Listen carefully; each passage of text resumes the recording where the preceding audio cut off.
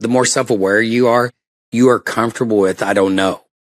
You're comfortable with not knowing the answer. Your blind spots get smaller over time. I mean, that's huge. Your blind spots, you start to see, hey, this has been a blind spot. And then here's a big one. You don't just seek validation, you seek truth. And then another big one is your self-image and others' perception of you actually align.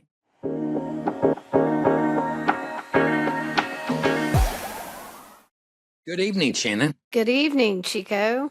Yes. How do you like that? Good evening. Because it is evening right now. It is evening. We usually don't record in an evening. And it's hard to people when they listen to us, that's great. But then there are some people that are like, oh, I saw your video. And I'm like, I just wish this was audio only. And for vanity reasons, but not because I really care that much, but I kind of do. I don't know.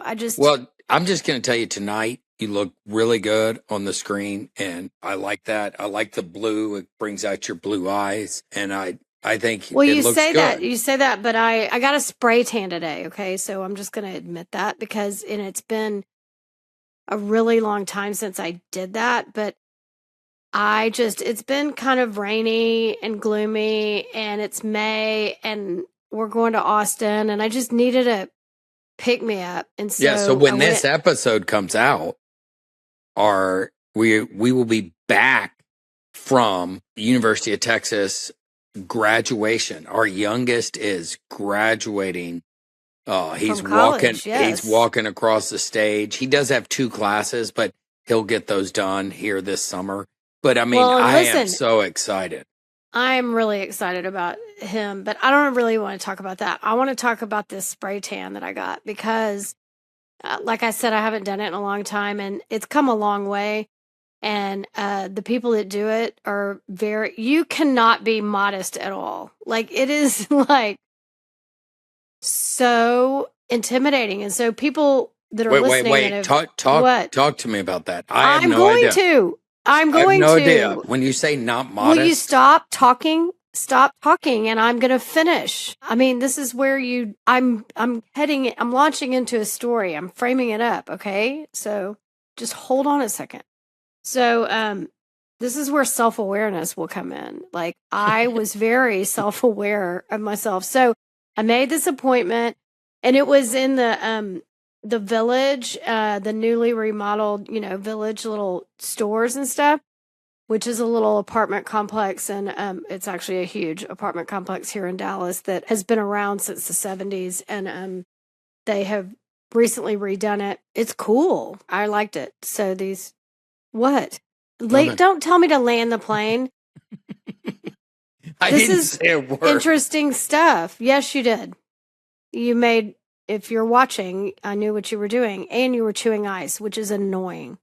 So quit chewing ice. So it's really cool. And then you go in and they check you in, and then they say, okay, here, most people are just naked, but here you can put on these little paper panties if you want, or whatever. And that's it. And then they just leave the room, and you're like, oh my gosh, this is so not my jam.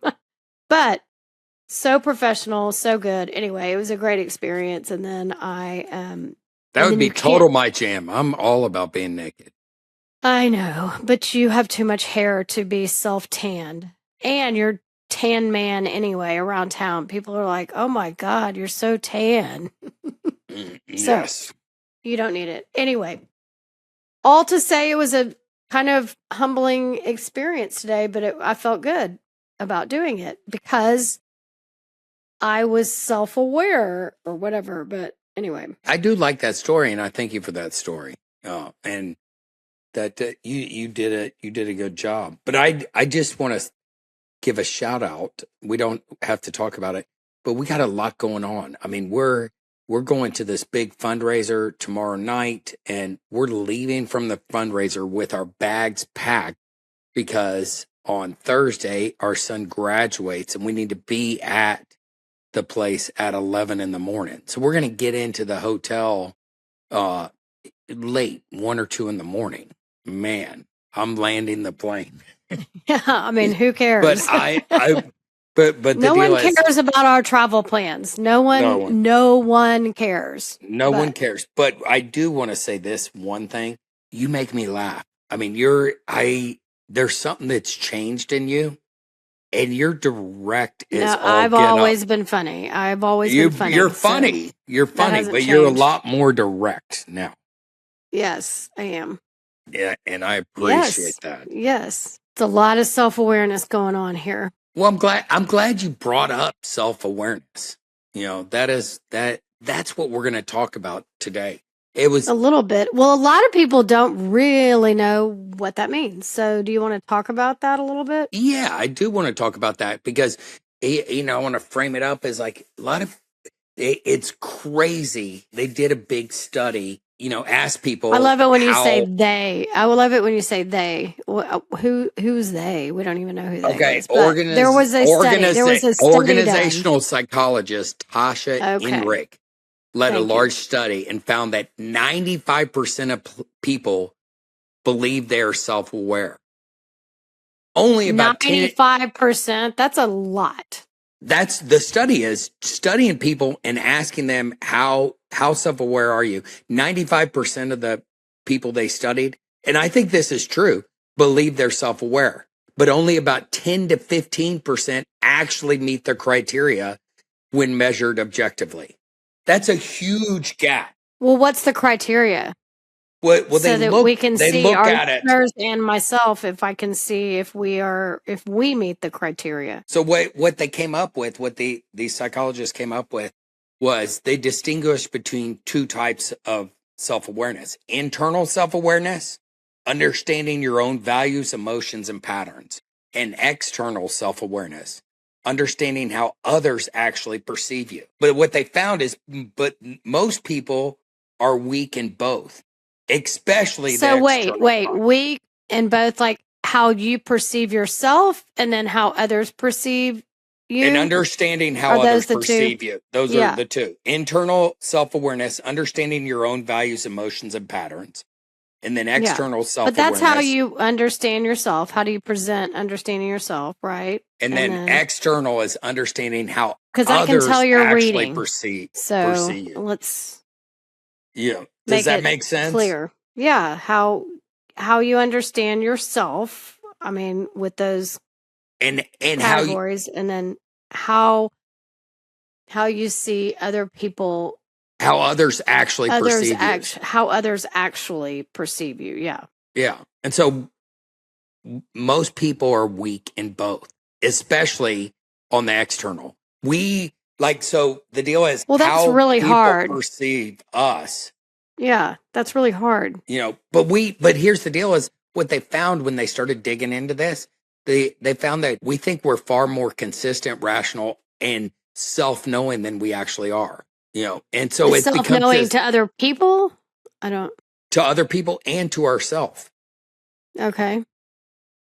And so I have read this study more, and it was in depth, and it's crazy. When we were talking to some friends, we were over, and it was just a cool, casual conversation.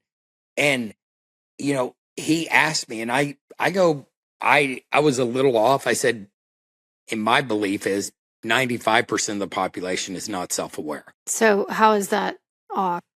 Well, what their study says is 85 to 90%. So I was a little off. It wasn't real off, but I thought you just said 95%.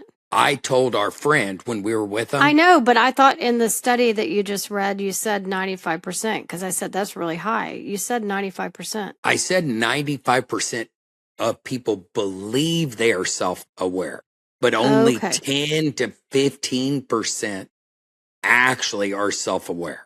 Okay, so what did you just say about the 95% that you said? The 95% that I said is the opposite. I said 95% of the population is, in my belief, is not self-aware at all. Okay. You said 95% is not self-aware. 95% think they're self-aware.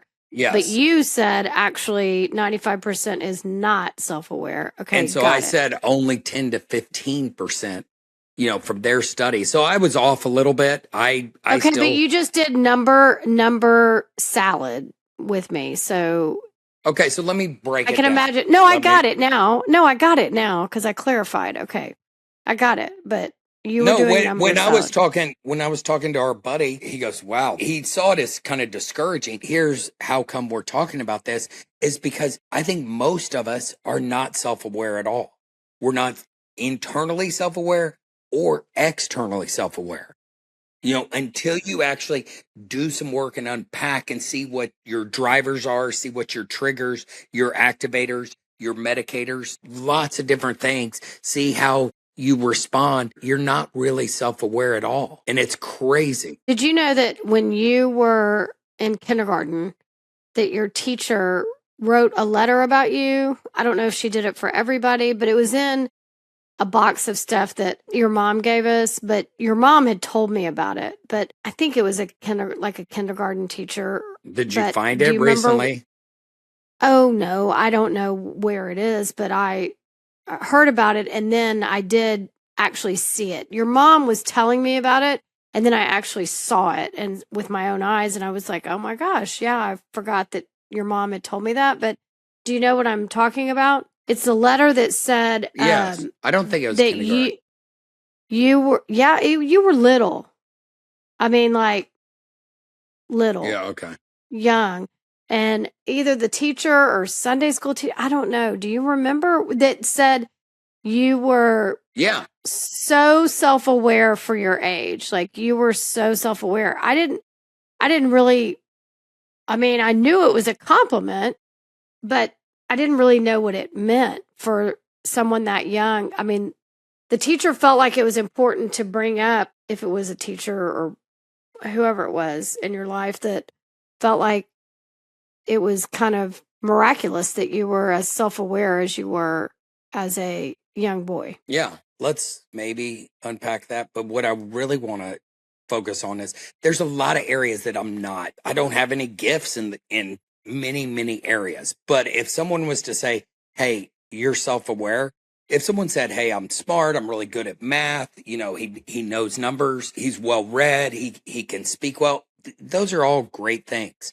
But man, if there's any characteristic that I would want, maybe more than all those that I just listed, it would be self aware. And when we were down at our friend's house, you and his wife were sitting outside, and he came out because he was the one that brought this up. And he came outside and goes, "Hey, Shannon, do you think Chico's self aware?" Do you remember that conversation? Yes. Yeah. Do you remember what you said? Yeah. I said, yes, he is self-aware. And I said, but I want to tell you why I think that because everybody's definition of self-awareness is probably different. And I don't know that everybody understand. I don't know that I fully understand it. So I said, let me tell you why I say that so that we can all see if we're on the same page of understanding or our definition of self-awareness. And I said, because he is willing, I said that you were willing to listen eventually. If you were in a place of listening, you were willing to listen to what I had to say and then make adjustments if you felt like it was right on or, something that you could do and make adjustments instead of being defensive or whatever. Does that make sense? Yes. And you know what's crazy is when you think about me being a therapist, I went last week to this book signing of this cool therapist in Fort Worth that I'm buddies with, Lee Long. He wrote this book and I've started reading it. I started reading it today, but in a way, he was kind of talking about this. He talked about how most people come into therapy with defensiveness, and that's the enemy of self-awareness. When you come in and get consumed about what others, and so they start describing the other person's problem and they don't take a look at themselves. And what Lee Long was talking about is this concept of introspection and introspection. So introspection is what am I actually feeling? Introspection. Yeah. Introspection. What am I actually feeling, believing, seeing about myself? What is actually going on? Not, oh, like if it was you and I, oh, she makes me angry. No, I could be I'm just going to use that. You're not making me angry. Just Yeah. FYI. No, I know. But if I was angry about something, as like introspection would be, I tell myself that I am believing that, Shannon, that I'm all alone and that she doesn't, believe in me. Okay, hold on. Wait, back up. So you just did both of them, but introspection could be false narrative, right? Because introspection, you could be like, I believe that I am a victim because of someone else's behavior. Is that what you're saying? That introspection can be false? Because that's what you said. Introspection is looking inward, examining yourself. Why did I react this way? What am I actually feeling right now? What do I value and stuff like that? Introspection is really looking outward and understanding others with empathy, perspective taking, social awareness. Okay, well, you didn't really segue from defensiveness is the enemy of self awareness, and then you went right into introspection. So I thought it was having to do with defensiveness because you didn't really Well, segue. I'm glad you clarified that because I was kind of consumed on what I was reading earlier today with Lee, and I was trying to bring that in. But let me get back to defensiveness is the enemy of self-awareness. Okay. All right. When you're defensive, you're really focusing on the other and how they're the problem. And so that's the key is that gets out of self-absorption versus, self-awareness. Self-absorption, I mean, the classic example of self-absorption is a narcissist. Right. It thinks constantly about themselves, almost zero true self-awareness. Right. Always the victim. Yes. But if you're genuinely self-aware, requires the ability to see yourself objectively, almost from the outside. Oh, yes, I was self-absorbed. Oh, yes, I was being an asshole or all about Chico. Yeah. So, I mean, it's crazy when you really think about that as like that. If I'm willing to own my stuff and see, I mean, just yesterday we're going to this fundraiser and it's like, have a purple shirt, and we had a good conversation 2 nights ago and you were sharing from your heart what was going on. And I didn't even pause. I was at my office. We got what the attire is for this big fundraiser. And I called you and go, do I have a purple shirt? Yes. You asked me. Okay. So now listen, can I talk about this a little bit? Yeah. Because that is the, lack of that is an example of a lack of self-awareness and being self-absorbed, because I had just shared with you that my mental load was filled to the brim. We've talked about this before on the podcast, right? My cup overfloweth, but not in a good way, And so it was filled to the brim, and I shared with you. Let me give you some examples. Like I'm self-aware enough to know that my cup is full. My mental load is full. So I was sharing with you that when I get text from the kids or someone else, my parents or whatever, saying, remind me to do the X, Y, or Z, or even my dad will text me and say, are you home? And that's it. I'm kind of like, state your business and let me know what you need so that I can react and act accordingly without adding to the mental load of like, why is he asking if I'm home? Oh my gosh, is he in trouble? Does he need to get to my house? I'm not at home. So it's like, it's just not a good question. It's not a self-aware question. Like, I'm going to tell Shannon exactly what I need, or I'm not going to tell mom to remind me of something. I'm going to set a timer on my phone, which you can actually do now. And, all of those things. And then when I just shared with you that my mental load was at capacity, and you call me and ask me if you have a purple shirt. Like, I wasn't at home. I have no idea if you have a purple shirt. And then if you have a purple shirt, like you have one on right now, it's not appropriate for the event that we're going to because it's a golf shirt. You can't wear a golf shirt to this event. So do you have a purple shirt?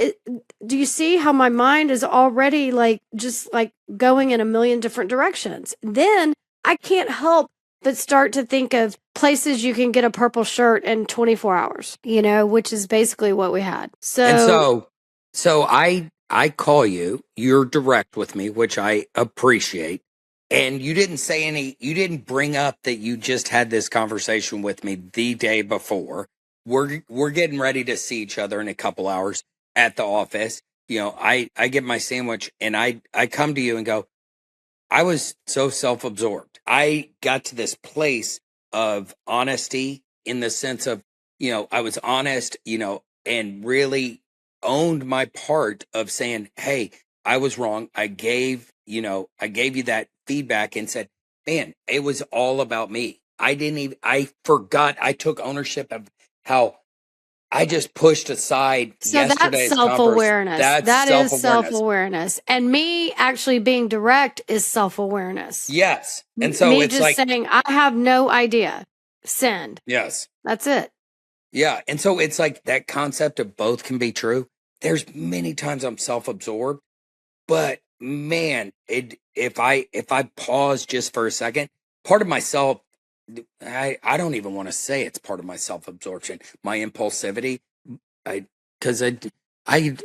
not even gonna, qualify it.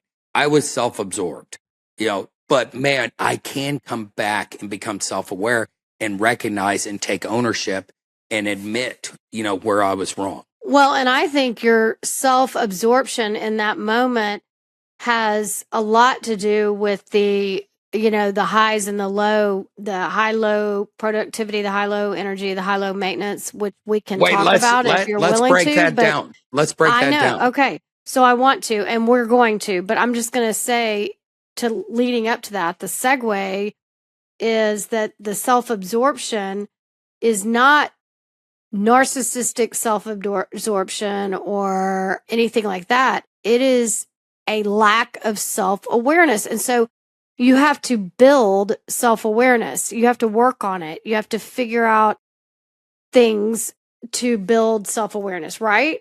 Okay. And so I think a good way to what I kind of have had light bulb moments in our marriage about is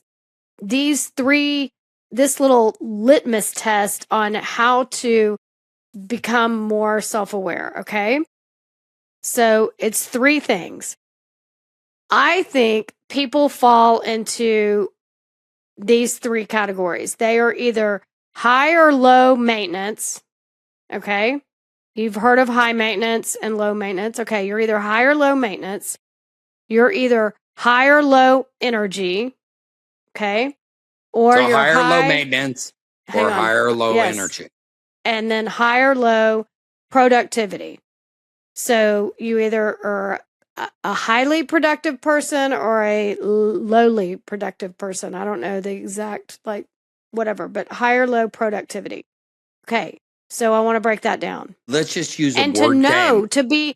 to be introspective and know which one you are is really important, I think. Yeah. And so let's think of characteristics. Well, we know what we are, so we can talk about it. But let's think of characteristics of high maintenance. So everybody that's our age, I mean, let's go back to the show of the 90s. The biggest show of the 90s for our generation was Friends. Okay. Yes. Okay. Wait, when you think of those 6 friends, yes, first person that comes to mind that's high maintenance, Monica. Bingo. And they even did an episode about her high maintenance. But all the episodes were high maintenance. She was like always organizing, always, into everything. I mean, she had her towels organized. She had all this stuff. Well, high maintenance is a requirement of other people and yourself too. Like you can, when people come over for dinner or something and you're like, no, use that glass for this and use these towels to wash your hands and use this particular soap to wash the dishes. And don't load the dishwasher. You load the dishwasher this way. And it's not necessarily OCD or anything like that. It's just high maintenance. And high maintenance can also be like, okay, if but you pause. are, So okay, go ahead. let's think about that. So lots of times our first thought of high maintenance is those people that it kind of can give you Right. anxiety when you're around them. It's like you're at their house and it's like, hey, you have to do things And they're a certain organized way, and OCD. boom, stuff. all this stuff. That is one characteristic of high maintenance. That is one side of high maintenance. You can be a very organized person and make list for list, but not be high maintenance. You can have spots for where everything goes and not be high maintenance. So those characteristics that we saw on TV, and stuff like that is like, oh, that person's high maintenance. Or what people have built in their mind to think that means the definition. And so should we just tell everybody who's high maintenance? Not yet. No? Not yet. I really want to. All right. Okay. So what I want to say, when we think of low maintenance, is someone that's chill, that kind of has their their low maintenance. They have their clothes scattered. They struggle picking up like stuff. Phoebe. Yes, like Phoebe, On kind of Friends. all over the place.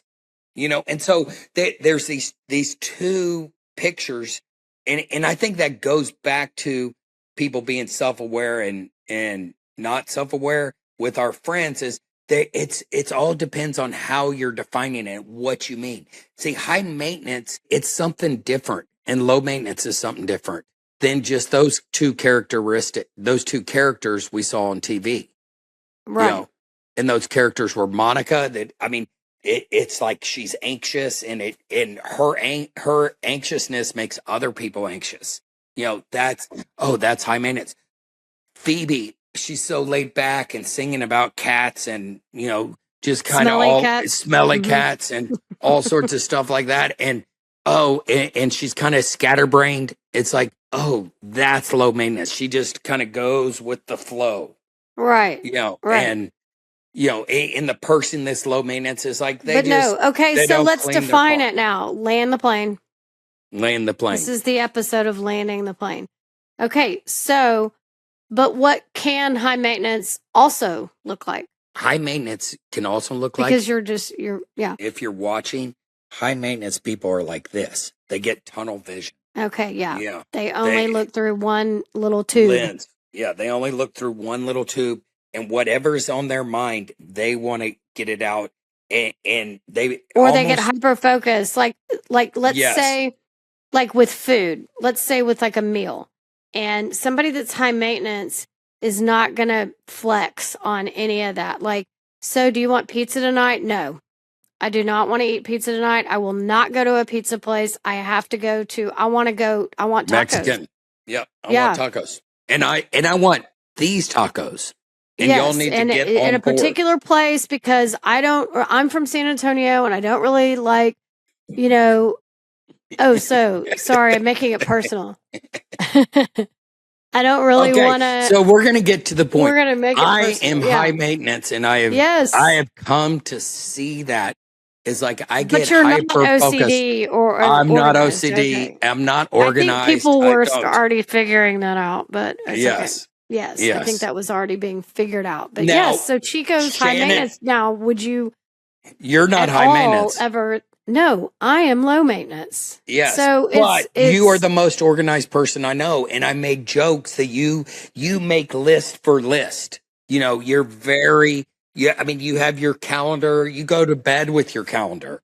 I mean, it gives you some comfort to know that you've crossed something off your list. Yes, correct. And in this house, there is a place for everything. Yes, and so it works well. And if you just looked on the outside and got to know, it's like you get stuff done.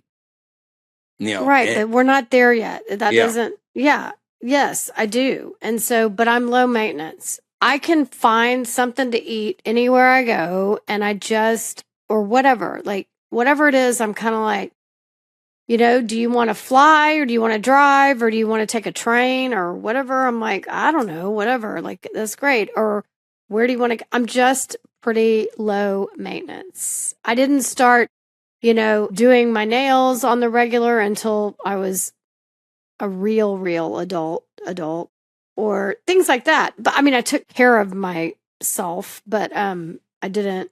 Anyway, I'm just low maintenance. Okay, let's just say that. But I've come to accept. I don't like it about me, but I am high maintenance. I am. I do like that you see that I'm self aware. I don't want to fall in the category that 95% of the population think they're self aware, but only 10 to 15% is actually self aware. But I do believe I'm introspective. I mean, I think, man, I can see when I become high maintenance. I'm really working on being lower maintenance, and I have to work at that. It's just how. Okay, well, let's talk about high and low energy, because I know people can misinterpret that easy. I mean, it would be easy to. High energy, low energy, So I compare high and low energy to an intensity. Okay? And so if someone is high energy, I see them as their brain's always working. They're always needing to be moving. They always want to do something. They're making the next plan. They want to know what's next. And they have this intensity about their energy and the energy they bring into a room. When they come into a room, it's like Kramer on Seinfeld, like opening the door and coming in the room. He's high energy. He's just high energy, just like coming in the room. And then, I mean, I think our kids are high energy. Like, they were a beat down as children to say, what are we doing next? Well, what are we doing next? What are we doing tomorrow? Well, can we go to the zoo? Can we go to the blah, blah, blah? Can we go to the park? Can we get that is high energy to me. It's an intensity around the energy that you bring into rooms and that you bring into spaces. Does that make sense? And now, is a high energy person, would you call a high energy person someone that kind of chills on the couch and watches TV? No. So okay. Well, help me understand that. Let's break that down.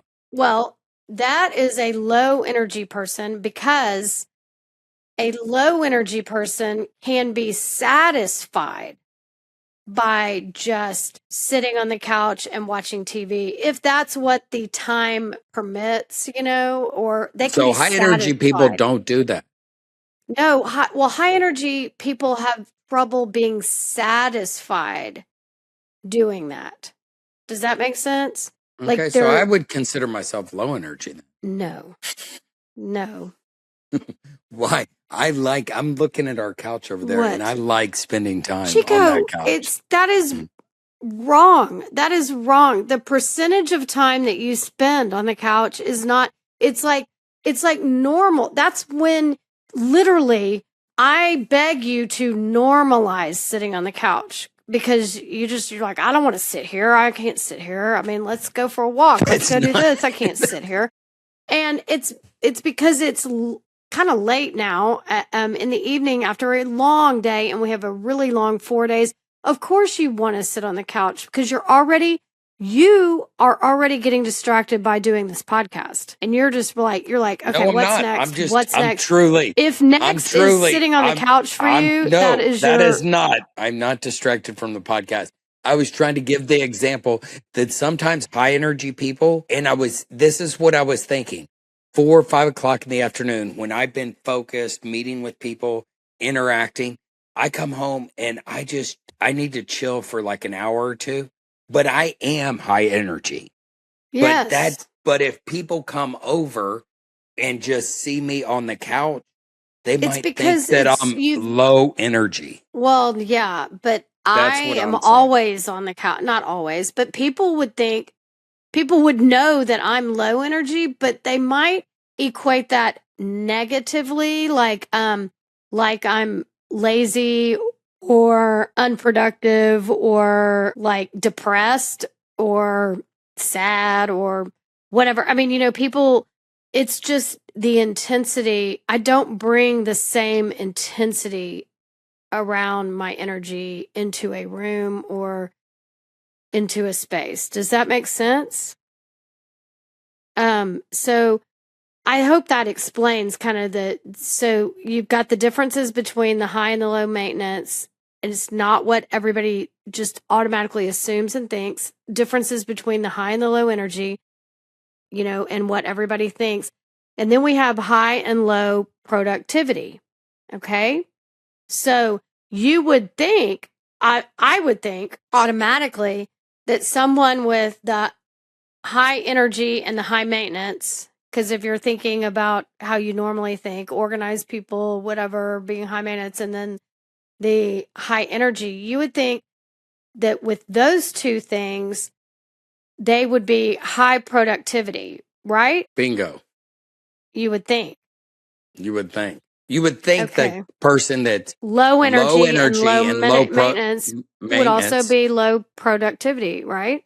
Right. But you are low energy and low maintenance, and you're highly productive. Completely. And it's off the because charts. I conserve my energy. I manage it. I'm self-aware enough to really hone in on that energy saving. Anyway, my personality can't take on high maintenance because it would bring out anxiety in me, I think, if things had to be a certain way, or if I really got my feathers ruffled about what I ate or something like that, what I wore or what I did or what I had or whatever. I think that would cause anxiety in me. So it's a good thing that I'm more low maintenance, but I have to be productive. That is my jam. I can knock out things in 24 hours that lots of people can't, even while being low energy. Does that make sense?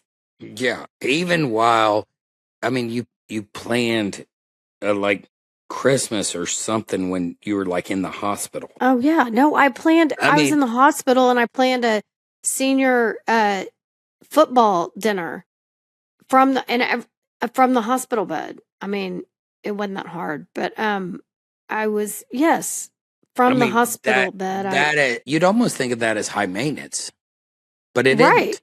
But I also was highly medicated because I was in a lot of pain, and I could get a lot done. I could get a lot done because I had zero pain while in the hospital.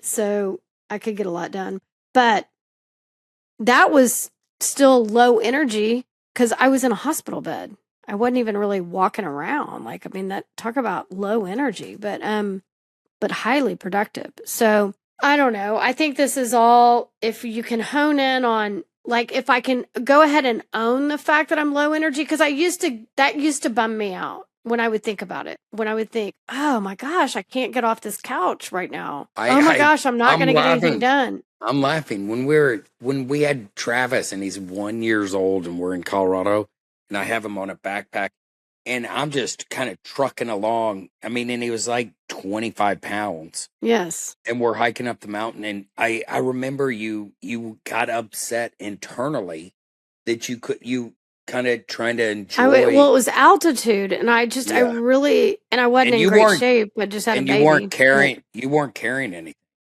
No, I wasn't carrying anything. And I felt like such a failure, but it wasn't a failure. And so I say the same about being labeled, or whatever you want to call it, low productivity, which is what you are. I think it's not a negative. If you can not look at them as a negative, but instead as a litmus test for how you're wired, self-awareness. Yeah. Yes. Self-awareness, how you're wired, and then tap into that and make it the best that you can make it, or make it well. And when you think about self-awareness, I kind of want to wrap it up with this. If you're the more self-aware you are comfortable with I don't know. You're comfortable with not knowing the answer. your blind spots get smaller over time.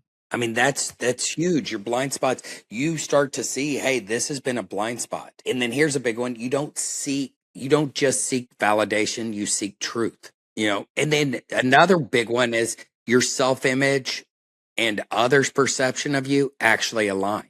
And then the self-care comes in with that. The self-care comes in with that because I now can say to you, I'm going upstairs. I'm going to bed.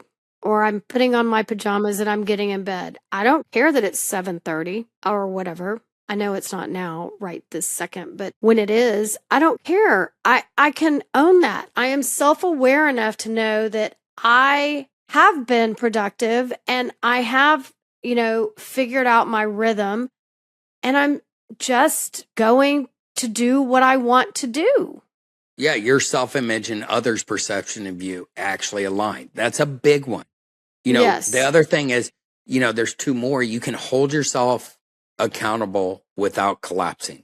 Right. I was wrong. Holding yourself accountable. I was selfish. I handled that poorly, badly, whatever.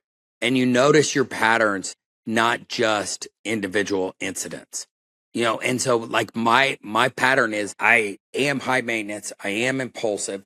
And it's like, man, I want to work on those things. I just pick up the phone and call you. Do I have a purple shirt?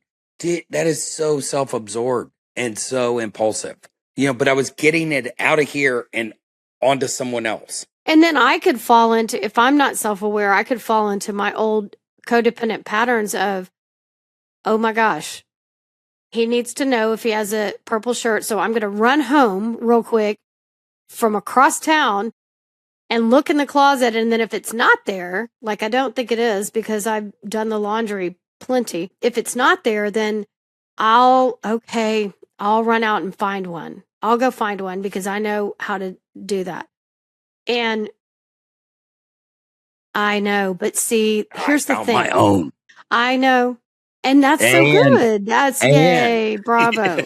But it's because you're high energy, because you scrambled. When does Caldwell close? 6?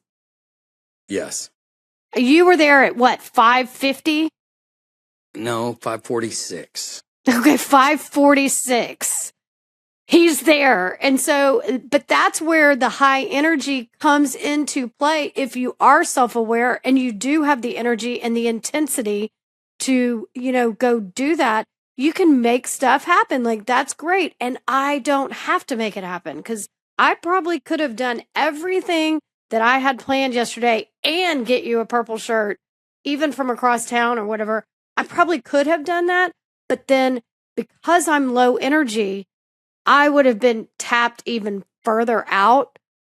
And that's not good for me. That's not healthy. That's how my body keeps the score. That's how your body would keep the score. But do you see what I'm saying? Do you see where I'm all jiving with? And so this is all about self-awareness. I'm sure we will talk more. It's not just about self-awareness. It's about high maintenance, low energy, low maintenance, high productivity, low productivity. What's crazy is Socrates said, the unexamined life is not worth living. And so he also acknowledged that self-knowledge was the hardest and most elusive knowledge of all. And so it's like the more we can just identify, hey, if we're self-aware or if we're getting self-absorbed, are we high energy? Are we low energy? Are we high maintenance? Are we low maintenance? Are we highly productive? Are we low productivity? And they can all be okay. That's the thing. Yes. We don't have to be defensive about sitting on the couch. And I usually get defensive. Like when I would see, I bet other women can relate to this. It's like you see the gate open, you're like enjoying your time on the couch and whatever. And you see the gate open and the car pull in and you're like, damn, he's Is home. it already? God, he's going to think I'm lazy. It's like that old June Cleaver, for those that you remember, Leave It to Beaver. But, June Cleaver had her apron on and all the things, but. Sweet. Okay. Right, well, darling, thank you. Off. We will talk Y'all more. have a good episode. Yep. Okay. Y'all have a good episode. Whatever that means. Okay. Bye.